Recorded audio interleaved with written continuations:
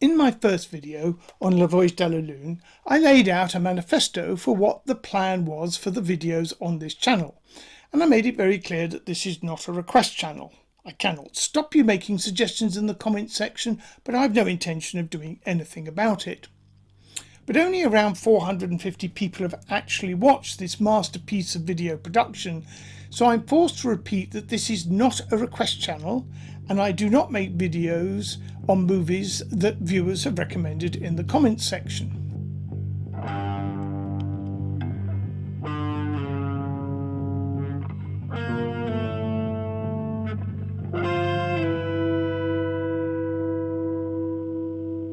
Greetings and felicitations.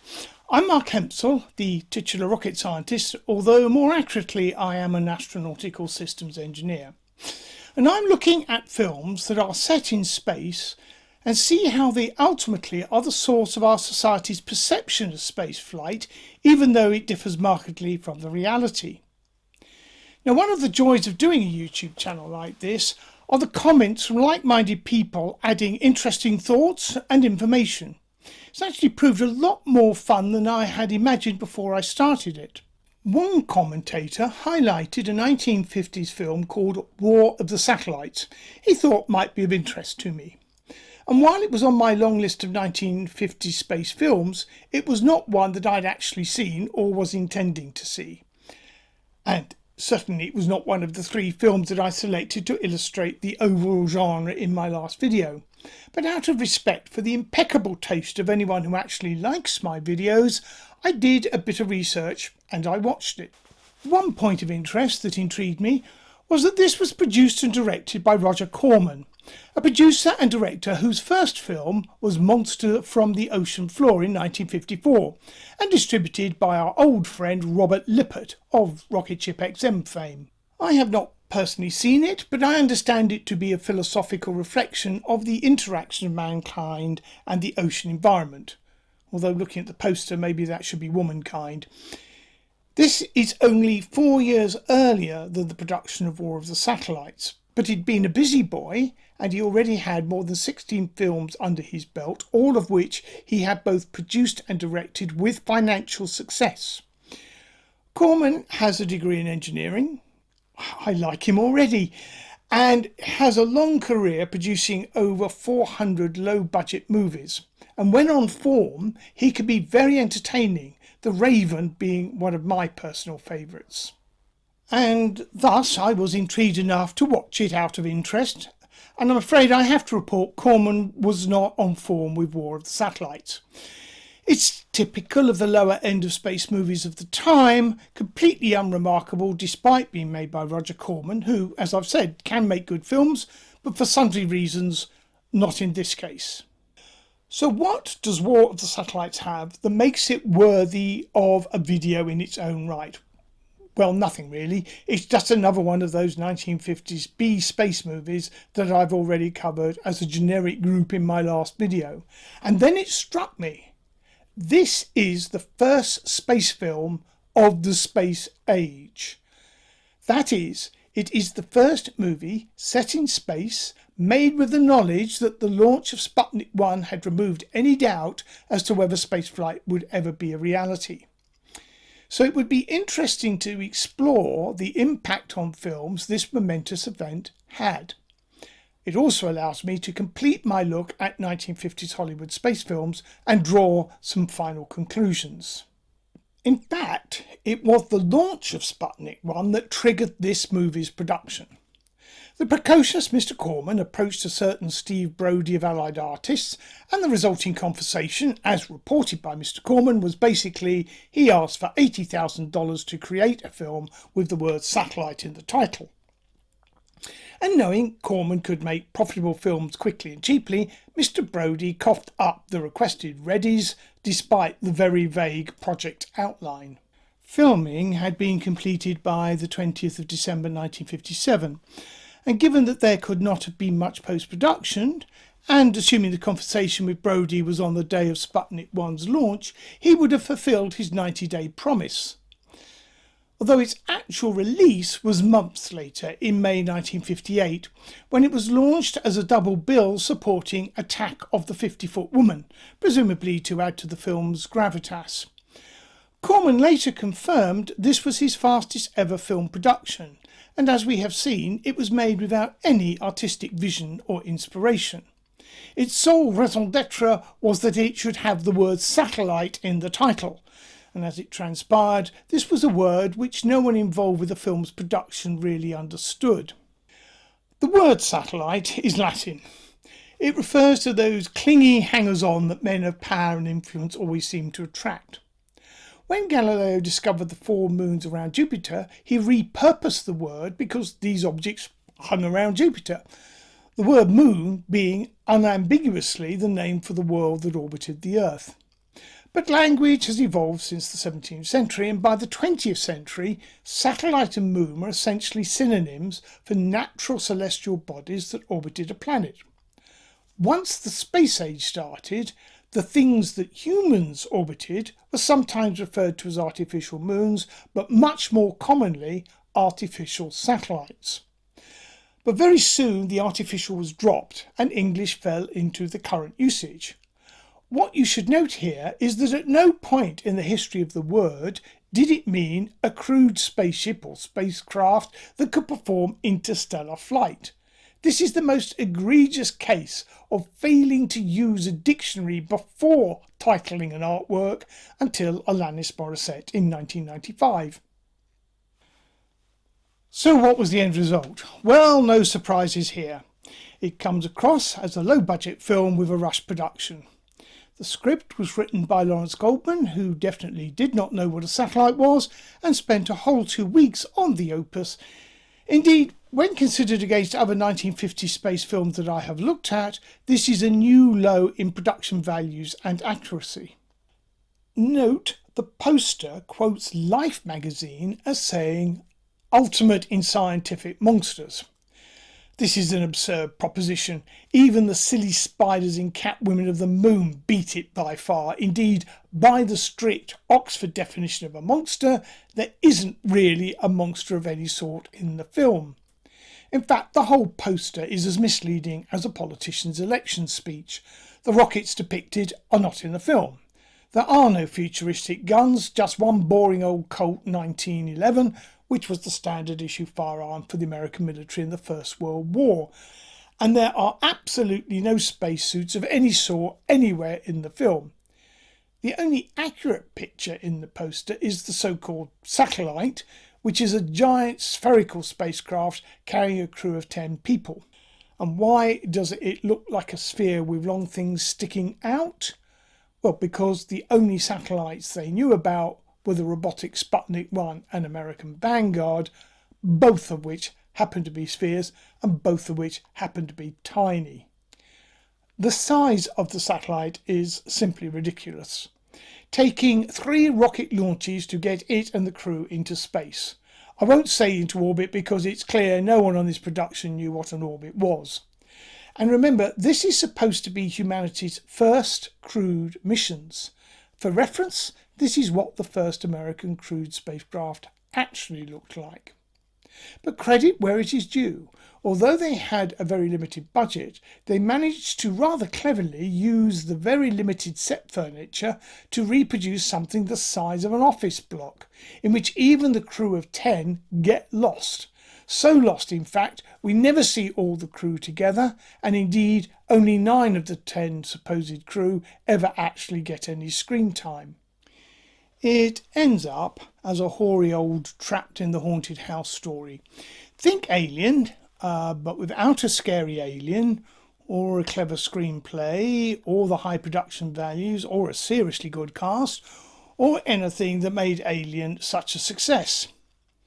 The story is frankly just plain ludicrous. Malevolent aliens are trying to stop humanity leaving Earth, and have many opportunities to do just that, but then farcically fail every time. For example, the whole getting mankind into space project depends upon the genius and leadership of Dr. Paul Van Ponder. Now, He's killed by these alien buffoons while on his way to a critical meeting on the future of the project, because after 9 failures and 90 deaths, there is a serious danger of it being cancelled. Indeed, when the news of his death is announced, even the project's remaining supporters agree that it should end. Alien mission accomplished, yes? But no, these asinine extraterrestrials managed to snatch defeat from the jaws of victory by creating a duplicate Van Ponder who makes a stunning entrance into the meeting, thus saving the project. Yet by their own assessment they have superior intelligence. Yet, despite their obvious power, they repeatedly goof up their attempts to stop mankind in a manner so laughably inept it would be rejected from a Muppet script. Truth be told, the whole story premise towards the end of the film got so silly and nonsensical that my enormous but over-logical brain gave up and I could not work out what was happening on my first watch.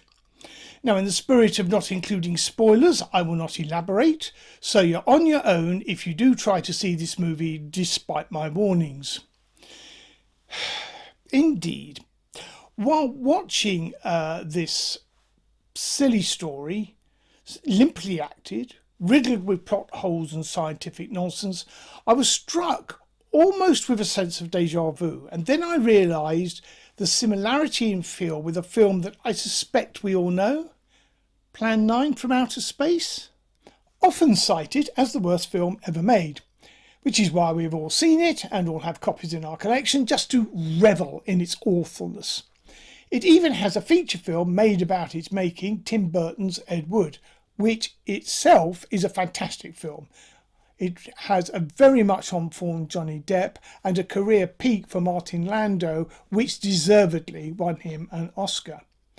So, this is a must-see movie, but as with all biopics, do not take it as accurate. I would recommend the Wikipedia page discussing its historical accuracy as a starting point for returning to the real world. Burton's film is played for the comedy of an amateurish collection of misfits with delusions of their abilities, producing a ridiculous movie and being unable to see its flaws. And there is certainly much that is risible. Sets like this aircraft cabin are pathetic, but is it any worse than this depiction of a spacecraft interior? Is the silly plot about aliens creating zombies to take over the Earth any more absurd than War of the Satellites plot of aliens becoming replica human beings, and at least I could follow Plan 9's plot? Is the depiction of flying saucers around a space base really that much worse than other B-movie space effects? So given that there were so many of these low-budget, low-standard science fiction film, why does Ed Wood's Plan 9 from Outer Space get singled out over, for example, War of the Satellites? Well, it was a passion project for Ed Wood, and the performers in his entourage are real, larger-than-life characters who actually made a living in the entertainment industry. Okay, obviously not A-listers, but professionals, not amateurs. And it's their eccentric public characters that make this movie stand out over all the other offerings. Yes, they do up the absurdity factor, but all these movies are absurd, so why not revel in the absurdity? And that's what makes this film in the end watchable. So I do not think Ed Wood was being delusional in his enthusiastic assessment of the end result. He produced a science fiction B-movie on a comparable budget to others of the time, with novelty and a certain charm that's lacking in many of the others. Now that I've ended up seeing so many of the other contemporary space films, I would argue that Ed Wood's production is pretty much up to the standard of the time.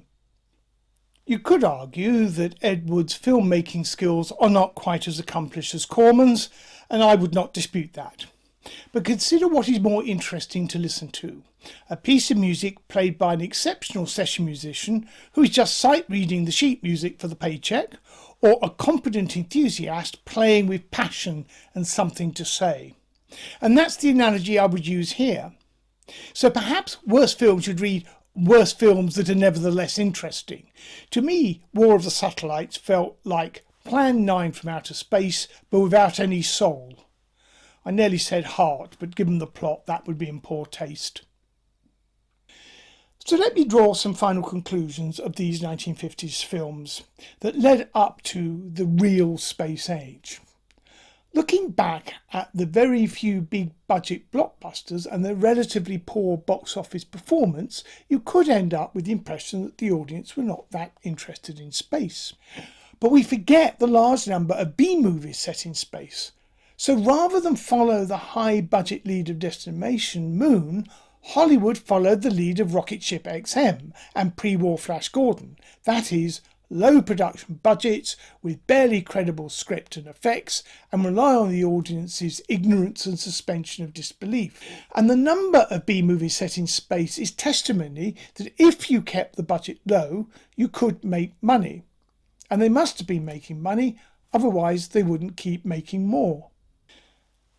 With an average of 2 such films each year, specifically set in space, the consequence is that it is these B-movies that are setting the audience perception of what a space film is, and hence how they should perceive spaceflight. Even by 1953, it's so much of a trope that Abbott and Costello did a spoof, and in 1959 the Three Stooges did their take. Now, you can only do a successful spoof if the audience is familiar with what you are poking fun at. So, at this pivotal point in history, in late 1957, what did Fairyspace look like? Well, it had no notion of the size of space, or orbital mechanics, or the likely nature of extraterrestrial life, or anything about the engineering of spaceflight. In short, it was all about as divorced from reality as it was possible to get while just clinging on to whatever mushy perception was in the audience's heads. So how well did this all prepare governments and the public generally for real spaceflight, with its immediate impact on the Cold War and later profound contributions to human society? Well, here is the newly appointed Astronomer Royal, asked about the possibility of spaceflight, making a right royal tit of himself just a year before Sputnik 1. And this despite the very public American Project Vanguard, which had the stated goal of launching an artificial satellite in support of the International Geophysical Year that was about to start. I've never understood why the press always run to astronomers for expert comment on matters astronautical. Maybe in part it's explainable because generally engineers are employed by companies or governments with restraints on what they can say publicly, whereas astronomers are generally employed by academic institutions where informing the public is a part of the job description. However, when it comes to spaceflight, astronomers are generally no more competent than anybody else. And remember, the subject under consideration is engineering, which is not the same thing as science, and astronomy is a science. Astronomers as experts became a problem once spaceflight had become a real thing. They quickly dropped the utter bilge line and got the notion that it was all about them, and this seriously got in the way of sensible space policy generation. As an example, in 2000 I gave evidence on the UK involvement, or more accurately the complete absence of involvement, in launch systems to a UK Parliamentary Committee on Trade and Industry. A subject I hope people would agree on, which I have some knowledge. But just ahead of me was an astronomer, Professor Culhane to be precise, who gave his opinion that launches should not be funded because they might lead to less funding for space science. Apparently, he was unaware that the UK space science budget is fixed on a GDP basis by an international treaty, and it is thus protected by international law. It is pretty much the most effectively ring-fenced and protected government spending in the UK. A position that I'm guessing would be rather attractive to stateside space scientists at the moment. And I am not the only one who believes when it comes to UK space policy, the astronomers have always had the upper hand, as this rather bitter comment from the world-renowned biologist Heinz Wolf gives testament. So why, despite the Collier articles and films like Destination Moon and the general serious discussion going on at the time among a small but growing group of experts, did the eminent Van der Reed Woolley have such a low opinion of even the possibility of spaceflight? Well, I'm sure in most people's minds at the time, including the eminent Astronomer Royal, spaceflight is what is shown in Space B movies, like War of the Satellites, which is by far the dominant exposure to astronautics in 1950s culture. And if that's your understanding, then this opinion is explainable, even rational. So my argument is that it is the 1950 Space B movies and the hopelessly inaccurate Fairyspace conventions they created that produced the impression of spaceflight in everybody's mind. Now, whenever I do these technical critiques, I get a load of comments about what does it matter, these are only silly pieces of mindless entertainment. And that's to miss the main objective of what this channel is trying to do. The technical accuracy of a film is quite independent of whether it is aesthetically successful or not. That is, does it make it a watchable piece of art?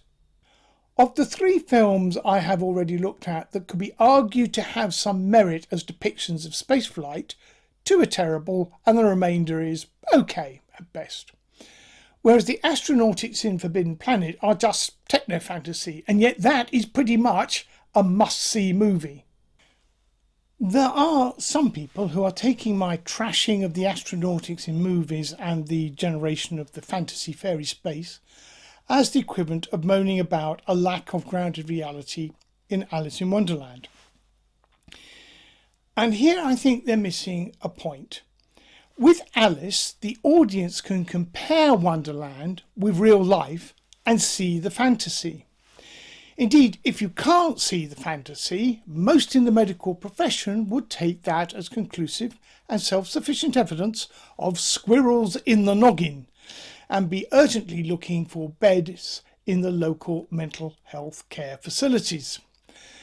What I'm actually trying to highlight is that when it comes to space, we do not have this ability to compare with reality because it's completely outside our realm of experience. And as a consequence, in the 1950s, people are either being open-minded and believe spaceflight will become a reality, but are then taking the depicted fairy space wonderland as that reality, or more likely, the sensible, normal people, like Van der Reed Woolley, assuming that the whole spaceflight thing is a fantasy. And of course, everyone has an opinion. This is the curse of the modern age. Everybody has to have an opinion on everything regardless of their knowledge or qualification or mental capacity. And in the 1950s, whatever their opinion was on the reality of spaceflight, it was based on these space movies. So we have a situation that the entire population of the planet Earth have levels of delusion as to the reality of space that in any other context would put them in serious risk of a mental diagnosis that could get you off a capital charge in court. Why is that a problem? Well, no one is taking the subject seriously, leaving everyone unprepared for real spaceflight when it comes. And the Van der Reed Woolley comment shows how pervasive this deluded impression of spaceflight was. And remember, in the UK, he would have been one of the key people the UK government would have consulted if they had wanted an opinion. Although I am pretty sure they did not want an opinion, as they would have known it was utter bilge without having to get his advice. But given the importance of real spaceflight to humanity, both in what it has achieved and more how much of its potential was unrealised after Sputnik 1, we see that it is humanity's general perception that space was, and still is, the fairy space shown in the movies, which completely messes up the policy generation and subsequent history of spaceflight. And surely that makes this a serious issue.